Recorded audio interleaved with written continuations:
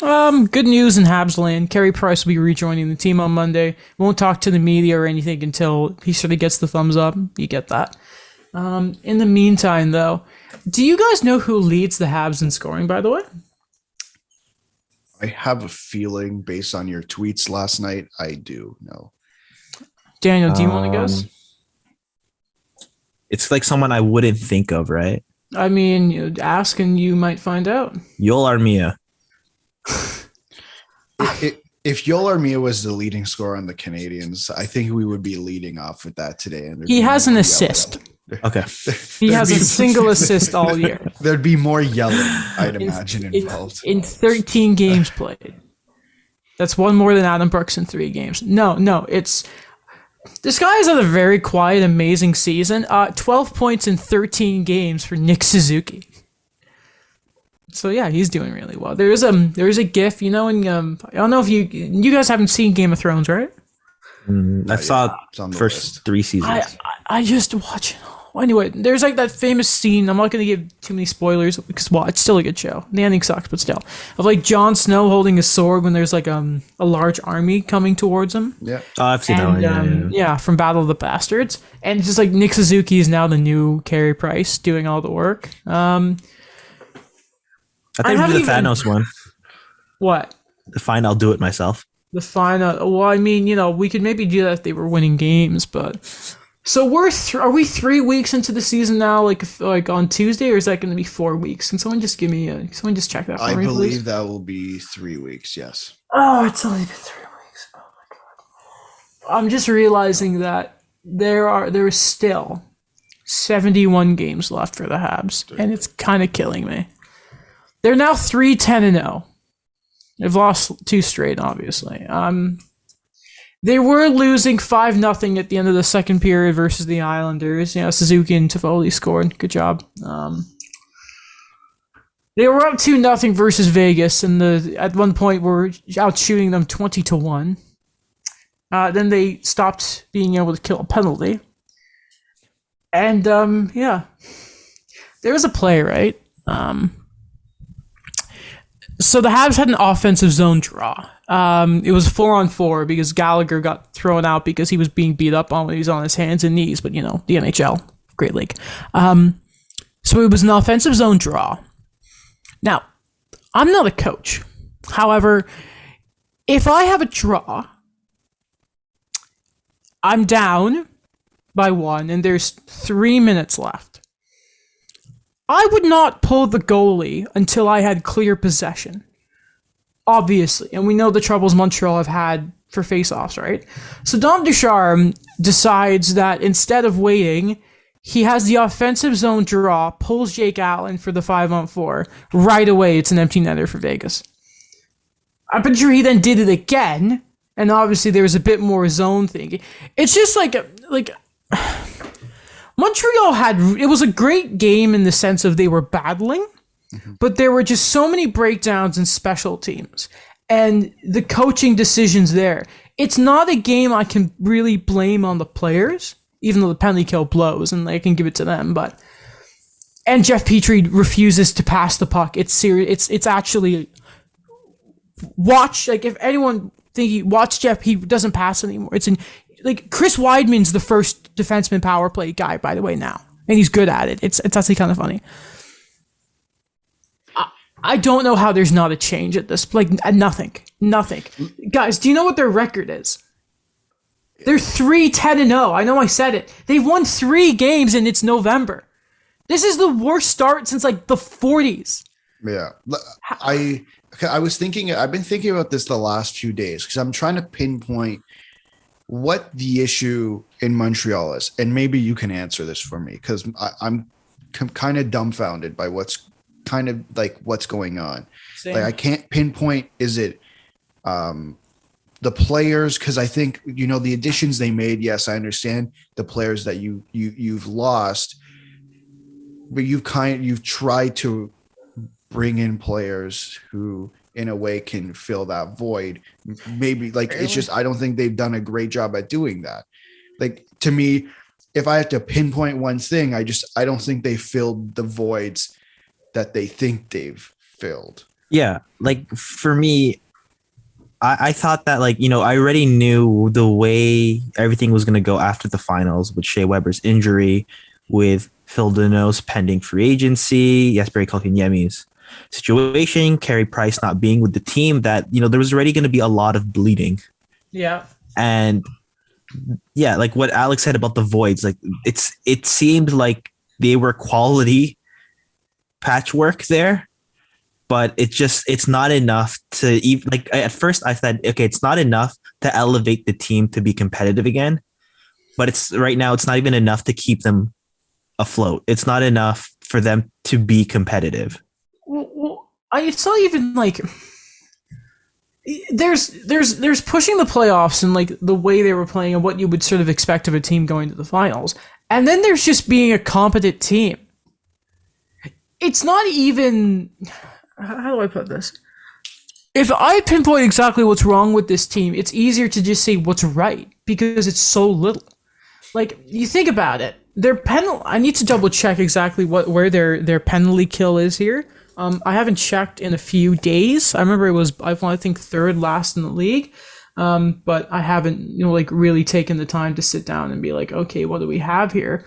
But like, you look at it, like really, can one of you just quickly, while I'm finding this, can one of you just sort of get up daily face-off, please? Yep, got it. As I'm quickly getting up their penalty kill. Like oh no, I don't want to. I hate NHL.com so much. Why does nothing work properly? Oh my god, this is awful. I am on their daily face-off. Okay, hold on a minute. Okay, oh my god, this sucks. Okay, so first off, their penalty kill is running 66%. You can't do that. No. Okay, can you screen share, Alex? Oh yeah, let me get it here. 1 second. Yeah, if you can't, first off, if your special teams don't work, and we just talk about just how you're just not going to be able to play, period. By the way, that's not, they're down there with like Detroit, Arizona, and Winnipeg, by the way, who all of a sudden can't seem to feel like Emily. Okay, first off, so let's just initially think that we know that Cole Caulfield should probably be paying in. Did Daniel just leave? Did he? Uh-oh.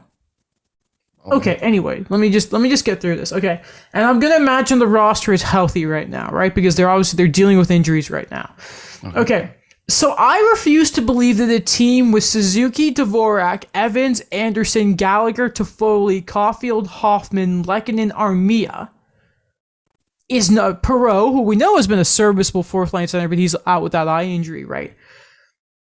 There is no excuse. Like, that is a good offensive core. Yeah. Okay. Jake Allen is a good goalie. Like, we know that he is. I saw people ripping Jake Allen. Like, I think the SDP guy said Allen hasn't been great. I need people. That's one of those things where, like, I need you to watch the games. But then can you just scroll down to the defense for a second, please, here, Alex? Yep. Okay. Jeff Petrie is a good defenseman. I don't know what's wrong with him right now, right? They just seem to like throw Alexander Romanov up and down. So now I want you to think of it right now. So it's Petrie, Savard, Weidman right now, Sherratt, Kulak, Romanov. Okay, excuse me. So just think of it like this. So Joel Edmondson will come back, and let's say that he's playing with Jeff Petrie, as he was before. Now, where does Ben Sherratt go? I'd say with David Savard. Like I don't know. Okay, and see, there's the problem. So then who comes out? One of Brett Kulak or Alexander Romanov? Okay, so then all of a sudden, think of this. 3 of your defensemen are now again Sherratt, Savard, and Edmondson. No one can move the puck. Your transition game is dead all of a sudden, right there and then, right? Like, see, that's the big problem. There is a mix of, I don't think they have a coach that is great. I don't think they have a GM who has built a proper team on the back end. Because if you can't break the puck out and you can't win battles in the neutral zone, then I don't know what you plan on doing. They don't have an effective penalty kill and all that. Do you want to see their penalty kill? Oh yeah, sure. Let's bring up the PK. I didn't even know this is new. I didn't know Daily Faceoff had this. Yeah, no, that's cool. Like, the personnel there, like, okay, Petrie, Sherratt, like, listen, Lehkonen's always been a good PK guy. Suzuki's good too. But it's just, the way they do it is they have a very passive penalty kill. Like, they let the shots come. It's not like the Leafs are assumed, like, the modern day NHL approach that is an aggressive penalty kill, right? It's almost like they don't have a modern approach to the game anymore. That's the big concern you kind of see is I just don't think that management and the coaching staff know what it takes to win anymore. Because I just think there's so much fundamentally wrong with the back end. And I know, and like Dvorak hasn't been good, and he needs to be. But that is a good player, and we know how good he's been in the past. And like that's what I worry about is it's like this team and this roster, even as it should be, and the problem it has, should not be the bottom. I don't think they're bottom of the league because Arizona, obviously, but I want to say they're second last in the league. Sorry, they're third last because somehow the Blackhawks, obviously. Oh yeah. This team in November should not have 6 points. I look at that. They are not at the level of the Coyotes. And having Louis Eriksson still on the team, that's what I don't get. It's obviously like Deneau, and they lost a lot of that identity. I'll accept that finally with losing Weber and Deneau. But there is still going back to last season when those guys were around and the issues we saw in the regular season when defensively they're awful. Again, they can't transition. And it is a prehistoric approach to building a team. It is half of their defense are the exact type of players that Marc Bergevin was as a player. And that's the big problem. Yeah, I think you make a good point there on the way the team is built. Like it's just, they kind of missed the point on, well, okay, so yes, we lost these guys, but you still have to fill the voids properly. And I get that's difficult.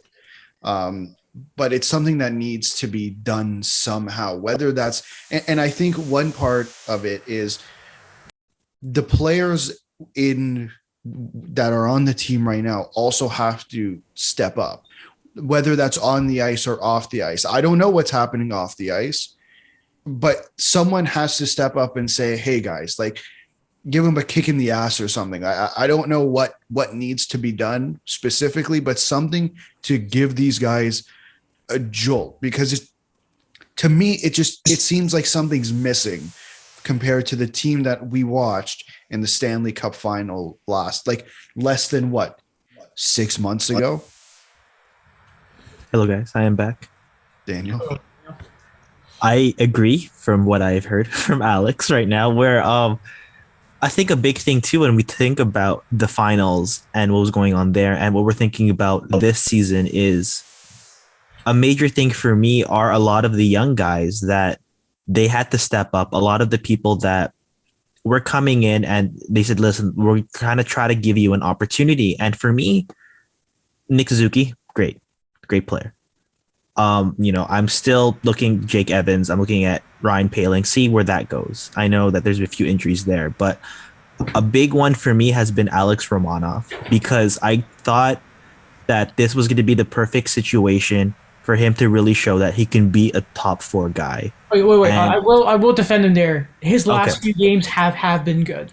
He's been very good when it comes to jumping in the play. What you did miss though, like one thing I'm just gonna go thing here is think about when Edmondson comes back, Romanov will then get pushed to the bottom 6, right? Because they have that obsession. Sorry, go on. I did want to defend Romanov there. Yeah. I'm not saying he's been bad or anything. It's just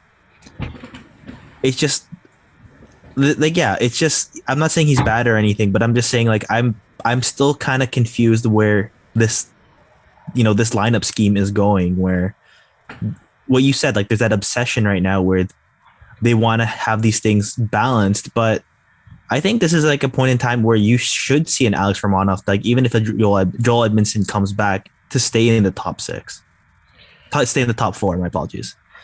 And the point was being made a lot in the broadcast. If you keep him with Jeff, or you put him with Jeff Petrie, I would do that. Like, I think, or even like if you need to move him, keep him. Not even with Savard. He has this weird thing to his game where like there is that offensive touch. Like he's never obviously going to be like Erik Karlsson and that, but like there is a creativity almost to his game and a bit of flair to it. Like he's an exciting defenseman to watch. Like especially with his physicality, we know that. It's just again, here's the big problem. I've said this before. Like Caulfield, a lot of his sort of advanced stats started coming out. And Alex, could you stop the screen share? Oh, sorry. No, no worries, no worries. Like I'm thinking about this. Like you build the team around the young guys, right? And like Nick Suzuki, I don't know his ice time, but like the bench was shortened last night, thankfully. Like the team needs to be built around giving those young guys a chance, right? And like Caulfield, goal scorers need to be given the puck. And if you don't, then what's the point? You know what I mean? I'm looking at a certain defenseman about that still. And again, like the same with like Paling just wasn't good enough. Like that's on him. But like Romanov at the same time also needs to be given that chance. Because again, he's been good. Like he's turned his game around, and there was some questions around him, but it's just they need to be used properly, and I don't think the coaching staff are using them properly. Except Suzuki, because he's been amazing, and he has to sort of carry that load. Suzuki's played 23 minutes last night, which is 3 minutes more than his highest ice time at this season. Which makes sense because he was great. He's earning his contract that he's getting next year. I'll tell you that. So like, he's off to a good start. I think there's a real man. I know people were going on about Ducharme, like, and they're still paying Claude Julien. You're the Montreal Canadiens. I don't want to hear a damn excuse about money. No. You did lower season ticket prices. I know you didn't. I know that for a fact. So you have the money. So you didn't give it to Phil Deneau. So I don't want to hear a damn thing about finances right now if they don't want to go, and Ducharme cannot stay. He isn't it. He just is not the coach. He can't adjust mid-game. He can't motivate the team. It doesn't even look like he has any fire under the guy. I don't want to make a YouTube... Dude, it's not about being a meme or getting angry. We just need this sort of... I don't know. The guy's lost it. See it this way. What? I compare it to the Rangers. If they can get a new coach and still, not this year, but a previous 2 seasons ago, where they could still have over $13 million in buyouts on that team, it's possible. You're rich. You're the 3rd richest team in the league. Go do it. You think it's an ego thing? I personally think it might be. For Bergevin? You just signed him to a 3-year extension. How many? Okay, so he's obviously had. He had Therrien. He had Julien. Both returning coaches, funny enough, to the organization. Fired Muller. Mm-hmm. Multiple assistants before that, if you remember back in the JDD days. Then obviously Muller and Julien go. The guy has sort of... I thought he ran out of bullets last year when he got rid of Stephon Waite and all that. So it must be. I don't know. But if you're Jeff Molson, you need a proper explanation as to why this team is having one of its worst starts in over 100 years of its history. And you're continuing to keep these guys, one of which does not have a contract. So you can't let nothing happen here. Patience is not the answer, because you are not coming back from 3-9-1 or 3-10-1, whatever it is, to start the year. The season is over. They may lose all pressure when you admit to sort of a retool or whatever here, or throwing the season down the river as you should and get some draft picks for the draft in Montreal at this point. But there needs to be some decisions soon here. And the deadline has to be American Thanksgiving, because we know that's normally a cutoff time around the league for certain activity. Yeah. But something needs to change. There's no reason as to why Berge and Ducharme should still be around right now. Zero reason. Absolutely none, if you look at it.